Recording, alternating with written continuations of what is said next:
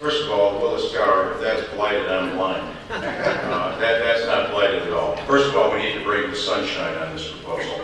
These things are being done in the dark. I proposed, as a mayoral candidate, construction of a website called Sunshine Chicago, to put all of these tips on the website so that everybody can see what's going on with the money, who's getting what, and what's where. I am proud, when I was at the school board, to fight for our share of those TIF dollars to construct schools throughout our city. We used a good portion of that money to construct 65 new schools throughout our city and renovate 400 more in all parts of Chicago. The Chicago public schools deserve their fair share of those monies. Ambassador Braun. It's wrong to divert money from public education into these tax increment financial boondoggles, because quite frankly, a lot of the money sits off budget, and that, I think, is the biggest problem with the TIFs, the lack of transparency.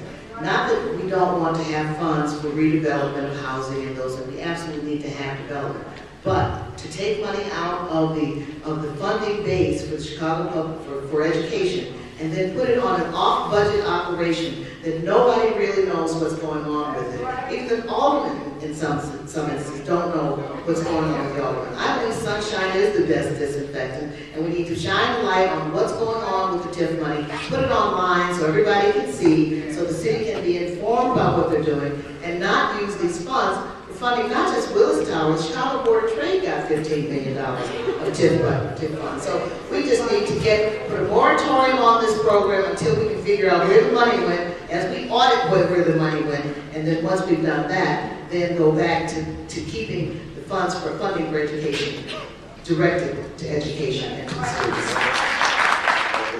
You know, the wonderful thing about political campaigns and campaign seasons is that all of a sudden the answers are there. We're all saying the same thing.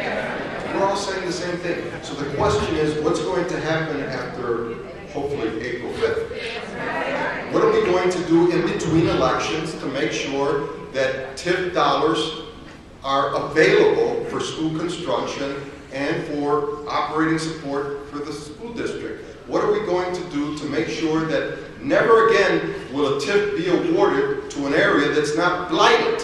What are we going to do to make sure that there's transparency, that we can track every single dollar? Those are the things, and certainly the proposals have been put out. The question is the follow-up. We need to get it done. And the best way to get it done is through an organized city, organized neighborhoods, people, institutions that are tracked and challenged on an ongoing basis rather than only during election season. James Meeks. Then if we're all saying the same thing and we all believe the same thing, then we should tell the people who are doing it right now that they're wrong for doing it and stop doing it. That's the thing that we ought to tell them now. We have a platform now. We're making statements now. People are listening to us. So why not tell the mayor that the TIF is not his personal piggy bank? Why not tell him that he's using the money wrong? And why not tell the city council that we're upset with the way things are happening? There's no need in hiding it. If all of us are saying it up here, then let's tell it every time we talk. And let's tell it every time we speak. It's wrong to use TIF money in areas that are not blighted. And it is wrong, and it will always be wrong. But I think since we all agree, we should all start saying it.